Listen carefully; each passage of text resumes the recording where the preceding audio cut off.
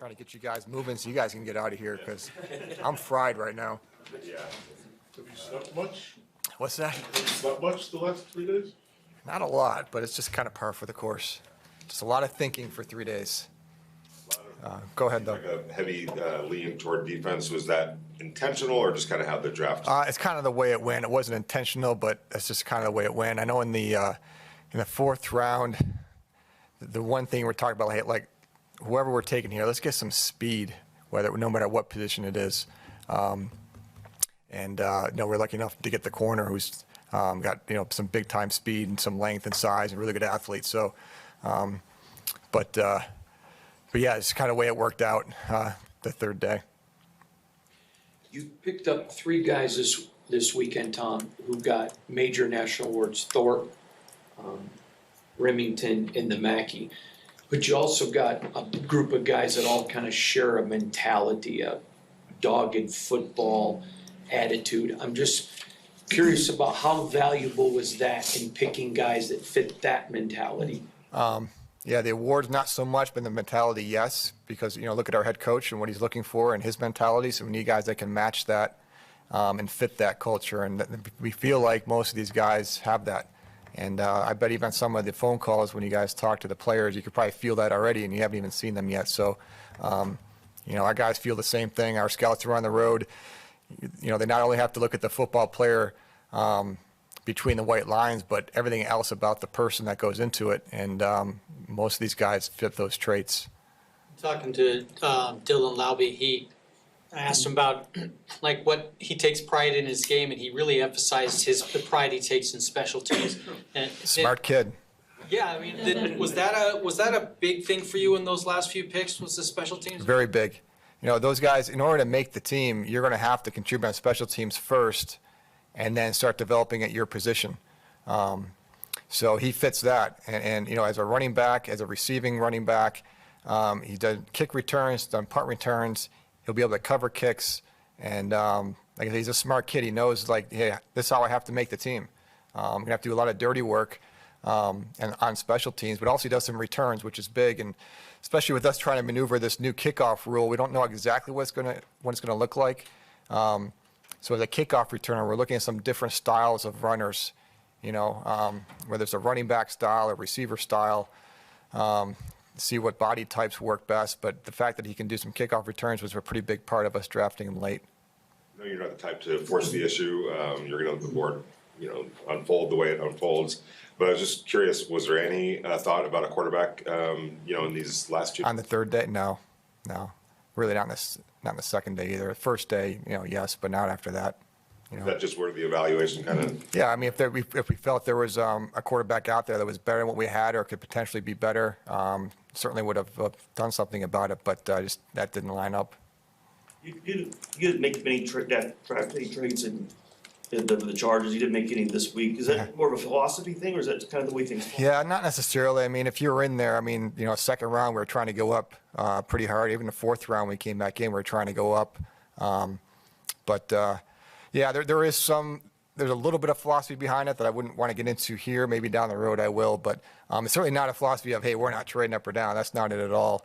But the one thing we do, we really strip the board down pretty heavily in trying to increase our odds in a player that we take. So we try and mitigate some risks by making sure that we take some players off the board that just whatever playing ability, scheme-wise, character, medical, could impact their odds of making our team. So. But no, we were in a lot of discussions to move up, move down. But most times we felt like when our pick was up, we felt good about the player that was there. And in the end, you got to execute the pick and, trying to find the guy that can have the best chance to help you win. So that's how it worked out this weekend. Eichenberg is a Robert Spillane almost clone, just the way he attacks and plays. Would you talk about what stood out to you when you watched the film, please? Yeah, some of those qualities. I mean, he's big. He's really smart in play, aware. Hustle, motor, likes to hit, but he's all ball all the time. He runs very well, straight line for a bigger linebacker, and he's been well coached, through high school. St. Ignatius is a powerhouse in Cleveland, Ohio. Well coached in high school, played against top high school players in his area when he was there, and then obviously at Ohio State. So we think he has big special teams value as well. Like I said, it's important for all these guys as young players. You got to come in and make a mark on special teams with Tom McMahon to kind of get a jersey on Sunday, and then keep working at your craft or whatever that position is to try and earn a starting job at some point. Not necessarily comparing Dylan to Austin Eckler, but between the run game and the pass skill, it feels like there's a little bit of similarities there. Is that? Everyone always says Danny Woodhead, but yeah, we're always looking for comps. But as far as the concept, the style of how they play, yeah, there'd be some similarities there. Obviously Austin is a big time player in this league, so I wouldn't put him in that category yet. And the same with Danny Woodhead. Danny Woodhead we had with the San Diego Chargers. He was amazing for us.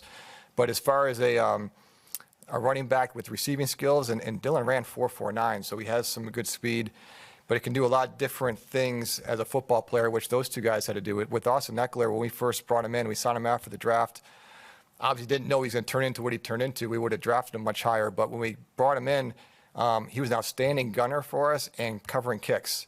So once we saw that in the preseason games, he started to get some more carries on offense, and then started to see more what he could do, and then he turned into Austin Eckler. So, and Danny Woodhead has a similar story when he was with the Patriots and Jets. So, if Dylan was smart, which he is, he's probably studied those two guys, and hopefully he'll have the same type of career. Do you guys have like an overriding goal, like maybe a theme for the week that you guys kind of preached to each other and wanted to accomplish this week? And I guess how close did you get to where you wanted to be? Good question. I wouldn't say one big overriding goal, but I guess just trying to make sure we're drafting players that fit our identity. Obviously, there's needs we'd like to fill. I've told you before, the needs kind of change, but depth is a need too, and you got to have depth across your team, so that's a big part of it. But no, just trying to include everybody in the process, and like I said, there's a lot of people, all the coaches, all the scouts, front office, even doctors and security. Bob Storetti's a part of our draft process because he does all that background work for us. So there's just a lot of people involved. Get all the information together and make best picks we can. Richardson, he has a lot of physical tools at 6'2" and that 4.3 speed. What kind of potential do you think he has if he's able to put it all together? Yeah, he's got a lot of potential. I wouldn't call him necessarily a project because he's a 2-year starter in the SEC, but he does have some work to do at the position. But he also fits as far as he can make an impact on special teams with his size, his speed, and he's an excellent tackler. It's usually hard to find the bigger corners that can really run that are actually really good tacklers as well. So the fact that you get those three things with him, and he's a really good athlete. So keep developing his game. He's relatively new to the position because he really was a running back and mostly a safety in high school, and then a little bit safety corner in college, and now playing corner. So just a lot to work with there. But those are the type of guys we want to work with. Tom, if I had told you Thursday morning that this is what your draft was going to look like, would you have said, yeah, I'll take that? As you reflect on this, are you very pleased? Yeah, there's always guys on the board that you don't get that you would love to have, but you only have so many picks. So you get a little bit greedy. So, but I'm happy with this group. I am, but there's just a lot of guys you just can't. I just texted a GM just earlier that took a guy in the 7th round that we'd love to have after the draft. You just can't get everybody you want. But yeah, no, it's a good group. It's a good starting point. Add this group to last year's draft class, and hopefully we get moving. Your first draft with the Raiders after 10 years with the Chargers, from an operational and maybe synergy standpoint, how did it go over these last 3 days? Pretty similar. AP was great to work with through the whole 3 days. It's kind of a long process. Just a lot of sitting around, talking, thinking out scenarios. Every pick you make could impact something else. So he's a great sounding board with that. He's got great perspective, which is great. And then even watching how Brandon Yergin and Champ Kelly and JoJo Wooden all work together, really satisfying. And then, like I said, we're going to get a lot better in the next couple of years once we work with each other a lot more. Just the whole process will be better next year, and we'll start that tomorrow. Maybe not tomorrow, maybe Monday.